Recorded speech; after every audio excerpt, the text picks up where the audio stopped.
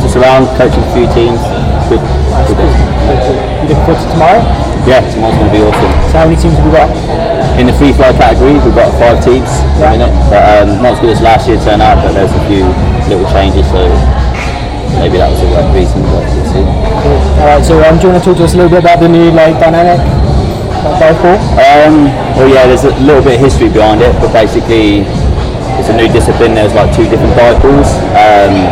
They're slightly different, they're the same, but slightly different with the rules. And basically what we've just decided to do is the 2, like, you could say committees that kind of come together and just create one. So it's got the best of both dive balls, because we've been developing it over the years. Now we've found all the good and bad things about it, and now we've obviously tried to give it the bad and try to make the best of both dive balls as one. So now every competition throughout the world will always be the same dive ball now, and this is what we've done for this one. This is actually going to be the first time in competition that this new dive ball is actually been. And who's been developing it? Is it yourself? Yeah, there's a group of us, and we're all putting in ideas, and basically I get a collective idea with a lot of... Who's the group of people? Well, it's basically all the teams that compete in, so each competition I'm usually like judging and stuff, so at the end of the competition or during it or before or whenever, or just when I see them at tunnel camps and stuff, I'd usually go up and ask questions about what you like about this, what do you think we could improve in this area. So basically I may be the centre man, but I'm definitely getting a lot of information from everyone who are actually competing, so it's, you know, all the athletes who are in it, it really matters to. These are the people getting a lot of the input from and making decisions. So for the people that don't know, what is the actual difference between the old dive ball and the new dive ball? The old one, the main differences would be the old one was like nice and smooth flying, but it separated only head down rounds and only head up rounds. Yeah. Where the other dive ball had a mixture of head up and head down rounds, but weren't quite as smooth flowing. So basically what we've done now is created a smooth flowing one which combines head up and head down. One thing I've noticed a lot over the last few years when the dynamic first came out, we used to, we was flying around the tunnel trying to hit the lines. Now everyone's kind of backwards, forwards. Yeah, like how are you finding that to judge? Is it a lot harder? If you know what you're looking for, it's not so bad to judge, but the flying's definitely evolved where, like before we used to just make sure we fly the patterns, but now we're getting very disciplined in what we're doing, instead of just passing the line, we actually want to fly like an inch past the line. So we know we're going here, not there, but like exactly there. So it's really getting disciplined in which direction. So have you got any new systems in place that actually make it's not just by a judge's eye, it's actually...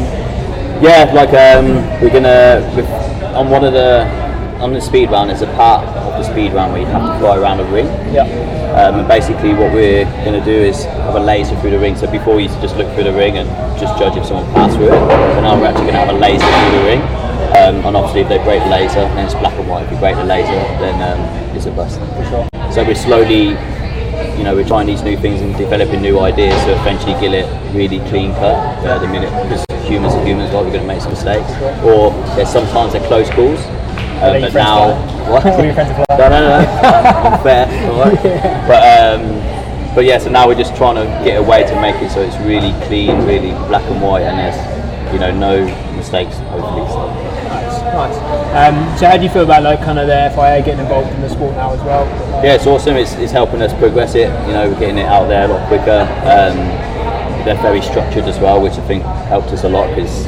You guys went and did your judges ratings and everything, didn't you? Yeah, we done all the judges rating because to make it official, like now we're having official champions or official, competitions, but now we have to have official ratings. So basically, it has to be on paper, and you have to do the necessary paperwork. So what do you think about the future for the sport? Because obviously there's tunnels going up everywhere around the world now. Do you think it can be quite a bit more mainstream now, or?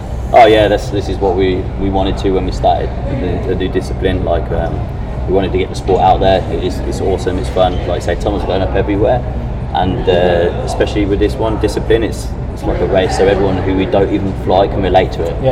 It's a race, like simple as that. Go as fast as you can and win, and it's very crowd pleasing as well because we're having knockout rounds as well. So with the flat competition, obviously you got rookie up to AAA. Do you think there's any way that we can incorporate? Yeah, we're already just finalising the intermediate category and advanced category. Is that just going to be easier moves, or is it? It's basically we've got the same moves but just less of them. So head down, out face is maybe one of the things that a lot of people struggle with. So with the intermediate one, we're just going to do the in-face stuff and the head up. Yeah. We are going to develop you could say like a rookie one, but that's in really where it's going to mainly be just head up, but that's in work in progress.